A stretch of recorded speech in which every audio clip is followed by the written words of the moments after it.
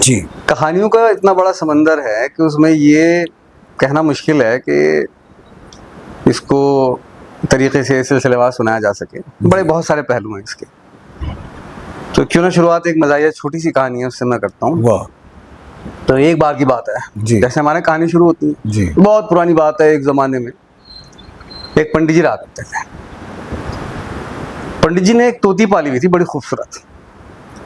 अब पहले तो बच्ची थी, फिर वो अपनी जवानी की तरफ जब आई तो पंडित जी बड़े परेशानी में पड़ गए।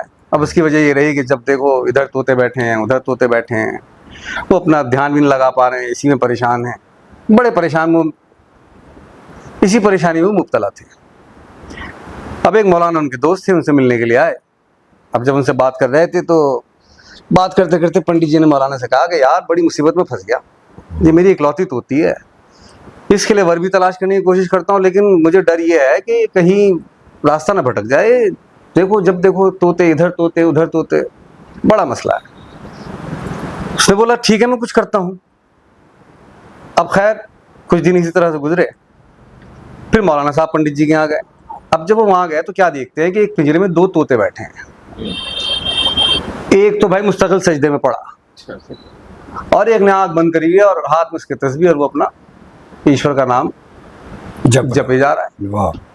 बस फिर क्या था, पंडित जी का तो दिल बाग बाग हो गया, गदगद हो गया। कहता है मौलाना मैं इधर उधर ढूंढता फिर रहा हूँ, मुझे इससे बढ़िया मामला और क्या हो सकता है। मैं अपनी तोती को तेरे पास कुछ दिन भेज देता हूँ, इन दोनों की तरबियत मिलेगी, इनकी सोबत में रहेगी तो कुछ अक्ल पकड़ेगी वो।